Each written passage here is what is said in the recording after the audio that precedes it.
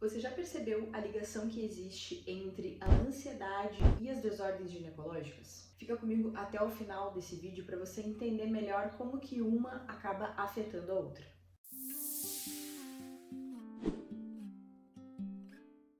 Eu sou a Camila Carvalho, psicanalista clínica de mulheres que manifestam problemas ginecológicos. A ansiedade é uma emoção natural, assim como qualquer outra emoção dentro do campo psíquico.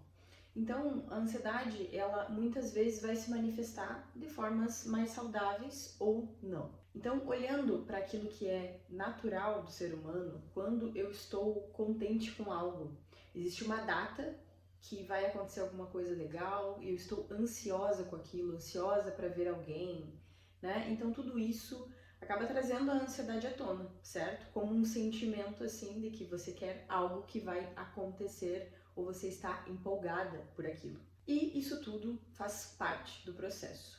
Porém, quando que a ansiedade ela passa a se tornar algo que é um alerta, quando através de pensamentos, de situações eu sinto um gatilho, isso toma conta do meu corpo e eu começo a ter alguns sintomas em relação a isso.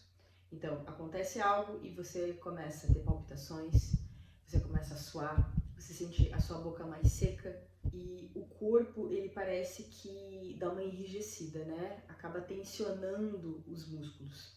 Então, esses são alguns dos sintomas da ansiedade. Para cada pessoa, muitas vezes vai ser diferente. Cada pessoa vai experimentar a ansiedade de uma forma, mas esses são os sintomas gerais que acontecem bastante. Então, quando a ansiedade ela não está normal, a gente consegue fazer até mesmo uma comparação entre um carro, por exemplo, que ele está com um sistema de alarme com problemas. Então, digamos assim, um vento passa naquele carro, um inseto pousa e ele logo já dispara o alarme. Então, seria mais ou menos como que a ansiedade ela acontece, né, de uma forma onde está ali acontecendo um alerta, onde a ansiedade ela pode estar trilhando ou já é um transtorno de ansiedade, certo? Então, qualquer situação que acontece pode disparar gatilhos e essa pessoa começar a sentir tudo isso e até mesmo ter uma crise de ansiedade, que aí já é algo muito mais forte que acontece. A pessoa ela tem muita dificuldade para respirar. Então, durante uma crise de ansiedade, a pessoa começa a, digamos que, engolir ar. Ela fica com muito mais ar acumulado dentro dela do que está saindo, propriamente dito. Então, durante esse processo, a respiração, ela é uma grande aliada para que você consiga se acalmar mais, equilibrar o processo da crise, ou ela pode ficar ainda mais forte se você não está conseguindo controlar essa crise. Uma crise de ansiedade, ela vai durar ali alguns minutos e depois a tendência dela é diminuir. Então é como se o corpo todo ele entrasse num alerta muito grande. E a gente consegue ver isso através de situações até mesmo que vêm de um processo evolutivo, ou seja, de luta ou fuga. O processo de ansiedade, ele é um processo neurológico, onde envolve partes do nosso cérebro. Quando a gente vai olhar para o processo, como ele acontece, muitas vezes nós vamos perceber que aquilo se manifesta de uma forma muito forte, você não consegue controlar muito bem, mas, como eu falei, através da respiração, muitas vezes você consegue equilibrar melhor.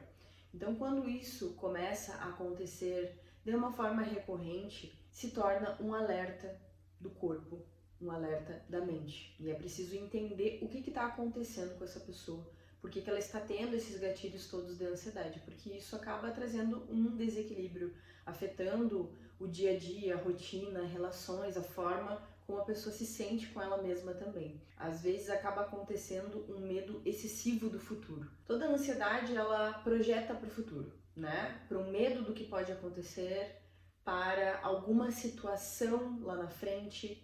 Você acaba começando a ficar mais ansiosa por algo que está por vir ou por aquilo que você pensa que pode acontecer. Então, existe um processo chamado catastrofização, que acontece muito, onde A pessoa geralmente ela antecede, ela pensa, né? Isso tudo dentro de um campo dos pensamentos. Então ela acaba pensando nos piores cenários possíveis para uma situação. Então, por exemplo, ela está sentindo uma dor no corpo, uma dor no braço esquerdo. Logo, esse braço começa a formigar e ela pensa: eu posso infartar a qualquer momento, será que eu estou infartando? E aí já vai pesquisa no Google, e a gente sabe como é que é, porque você pesquisa sintomas no Google, acaba aparecendo as piores coisas geralmente, né? Então ela começa a ficar muito nervosa, a ansiedade começa a vir à tona e aí ela pensa no pior cenário. Então a gente pode colocar isso para uma situação no corpo, para uma situação que está por vir, por exemplo, tem uma prova para fazer e ela já pensa que ela vai mudar, que ela não vai conseguir passar naquela matéria, não vai conseguir passar naquela situação, naquele concurso, seja lá o que for, para o que ela estiver estudando. Então tudo isso gera a pior coisa, o pior cenário de uma situação. E a catástrofe, ela tá toda no campo dos pensamentos, né? Então a gente pode ver que isso acontece muito dentro desse lugar, dos pensamentos e das situações que acontecem e que geram pensamentos negativos, pensamentos ruins. Então um manejo também para a pessoa que lida com o processo da ansiedade é ela cuidar muito bem os pensamentos que ela tem e saber entender os gatilhos que acontecem que despertam tudo isso. Quando você sofre com a ansiedade recorrente, o seu corpo também vai sentir tudo isso. E é aí que está o processo das somatizações no baixo ventre. Ou seja, você sente essa descarga toda, seja numa crise, seja nas sensações que o teu corpo começa a sentir, a manifestar.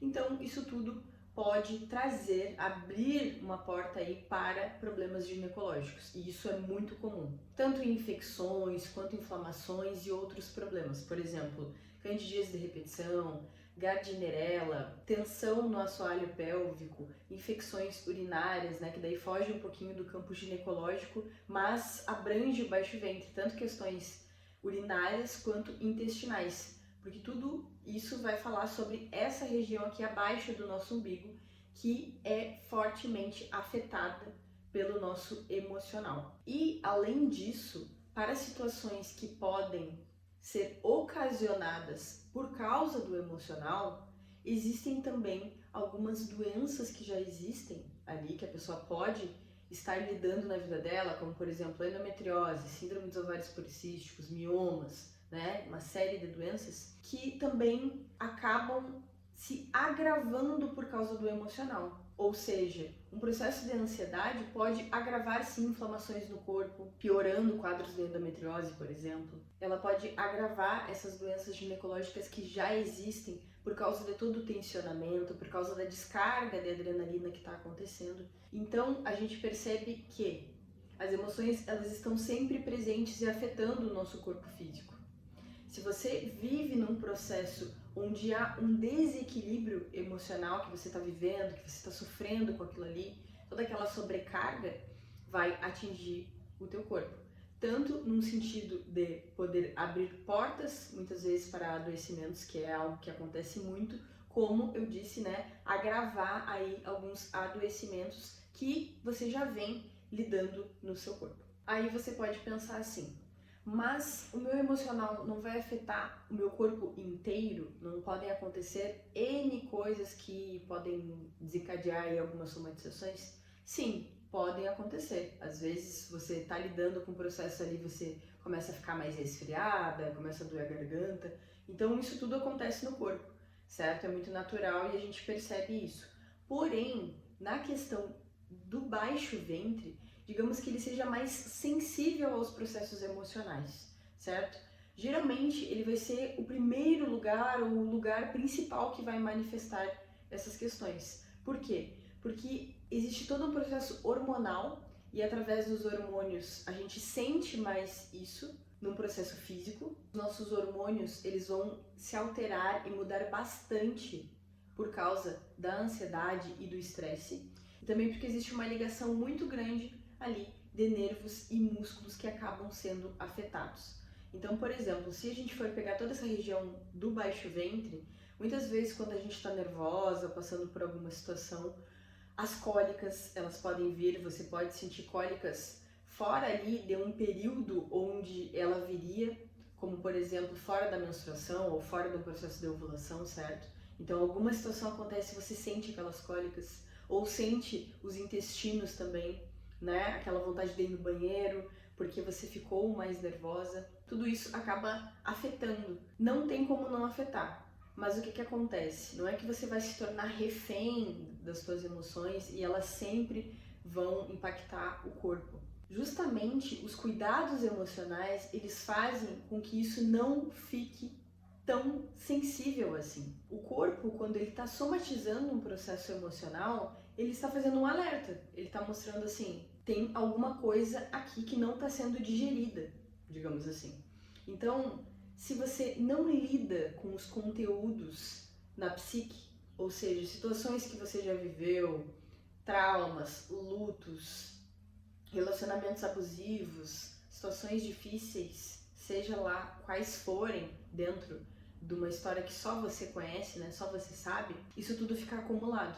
Então fica nesse campo emocional, isso não é digerido. Muitas vezes você pode até ter passado por algum processo emocional, olhado para algumas questões, mas às vezes existem conteúdos ali que nunca foram trabalhados de uma forma mais correta, de uma forma mais profunda. E isso tudo precisa ser visto. Então, se a gente pega a ansiedade, a gente pode perceber que a ansiedade ela tem raízes. Ou seja, a ansiedade é um sintoma de algo maior que está acontecendo psiquicamente com essa pessoa, certo?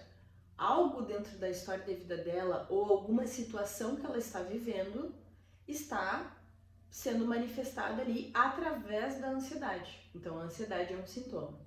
Esse sintoma, ele acaba afetando o corpo físico. E os problemas ginecológicos, eles também são um alerta de algo que não está sendo trabalhado, né? Quando a gente olha para esse campo emocional, de algo que não foi digerido ainda. Então percebe que é o corpo mostrando, o corpo fazendo alertas o tempo todo. Se essa pessoa em psicoterapia, ela consegue entender melhor o que vem sendo manifestado, o que ainda machuca ela, o que ainda não foi digerido, ela consegue falar sobre isso e o corpo não precisa mais manifestar em forma de sintomas, seja na ansiedade, seja em alguns problemas ginecológicos. E no caso de doenças já existentes em que a pessoa lida há bastante tempo, como por exemplo endometriose, mioma, SOP, etc., ela acaba não impactando tanto essas doenças. O processo, ele começa a ser tratado de uma maneira onde as emoções não impactam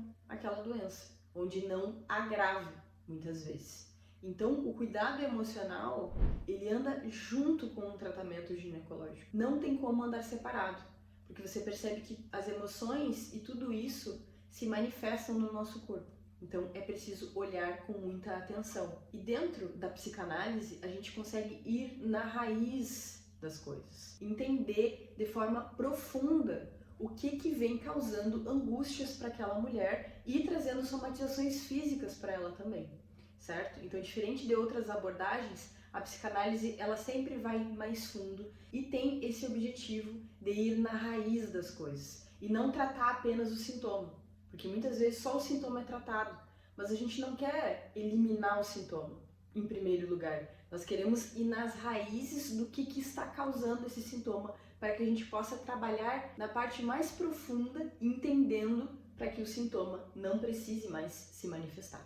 Se você percebe que a ansiedade está sendo difícil de lidar, que ela está tomando conta da sua vida, não perca tempo, não deixe isso piorar numa situação que fique insuportável para você, para buscar ajuda. Por mais que os processos da catastrofização que a ansiedade tragam, muitas vezes dizendo para você que não vai ter como você se libertar daquilo, que não tem jeito no seu caso, não ouça esses pensamentos negativos, porque a ansiedade tem sim tratamento, assim como problemas ginecológicos que se manifestam e que têm essas origens ou que estão sendo agravadas, também podem ser trabalhados, podem ser tratados.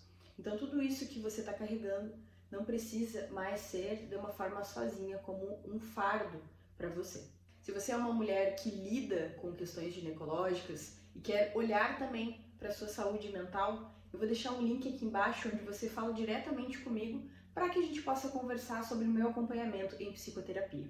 Se você gostou desse vídeo, não deixa de curtir, comentar o que você achou também e se inscrever aqui no canal. Até a próxima!